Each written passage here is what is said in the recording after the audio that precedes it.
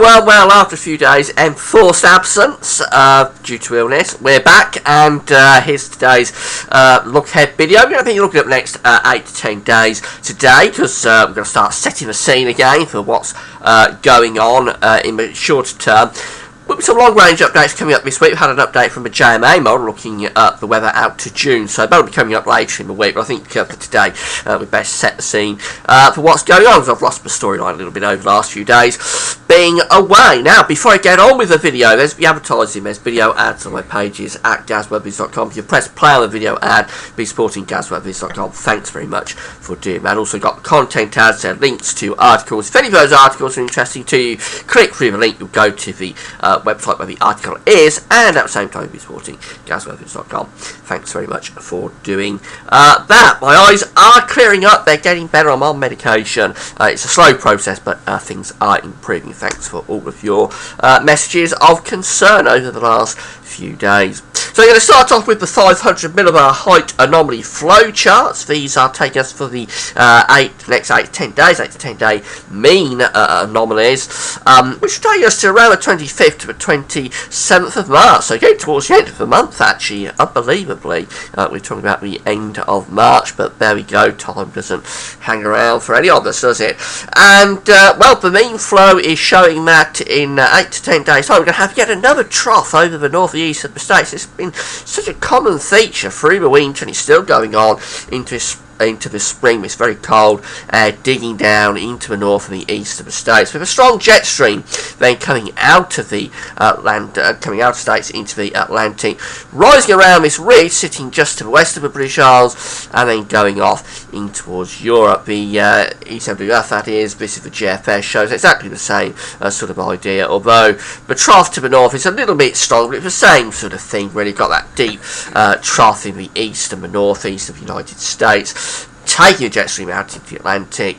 Then we have the ridge rising just to the south of the trough, down to the southwest of the British Isles, and we've got another trough over the north of Scandinavia. What it all means is that for a time we're going to turn a little bit more unsettled later this week. We are going to find some rain coming through and get a bit cooler as well. But I think as we get through to next week, we're probably going to find high pressure ridging back in from the southwest, if anything, and it could start to settle down once again as we get through to the end of the month.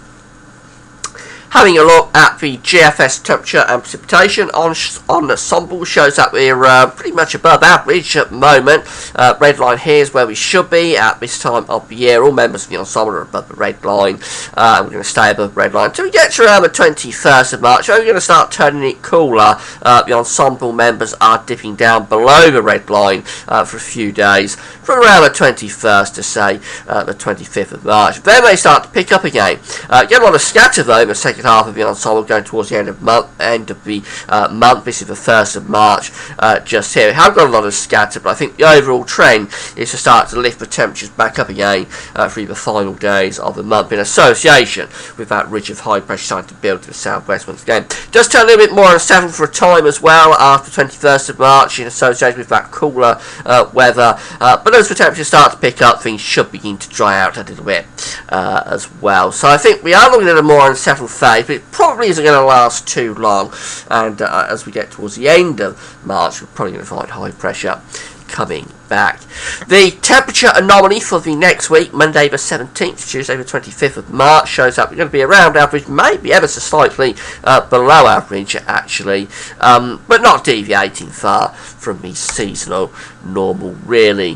The rainfall anomaly, again around average in those white colours, ever so slightly above average up to the north and the northwest, but generally I think you can say around the seasonal average with the precipitation. So having a look at the generic charts, and we'll have a look at the GFS model first of all. What we're going to find happening later this week is that low pressure is going to start to push through across the country. So here's the chart for Friday the 21st of March, when this breakdown to the current high pressure that we're under happens with conviction really. We'll bring away the system through. It could turn quite wet for a time, but low pressure does come back in control for several days as we go through the weekend into the 22nd of March. On the 23rd of March, low pressure won't be in control, so there'll be more showers, longer spells of rain, and with wind going into the north, it's going to get quite chilly as well, perhaps over the weekend. The showers could turn wintry across the northern parts of the country. It would be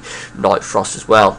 But as we go up to a week away, Monday the 24th, high pressure is trying to reach back in off the Atlantic. Does the JFS settle things down again as we get through to day 10? Here we are, Thursday the 27th of March. Well, it does for the south. We've got this ridge of high pressure building in across England and Wales, but low pressure is still there close to the north, so probably always more unsettled up in the north. Nevertheless, I think through next week we probably turn it more settled on the evidence of today's charts as opposed to this week, which is turning increasingly unsettled. That is really the basic story that you've got to take from all of this. Here's the E7WF again for Friday. Low pressure well and truly in control again on Friday, so we will turn more unsettled through this week. That low pressure sticks around into the weekend, so there'll be showers and longer spells of rain through the weekend. Ice bars are backing into the north and the northwest, so it'll get cooler again through the weekend as well. Temperatures will dip down. There could be some wintry showers over high ground in the north in particular, possibly some night frost as well.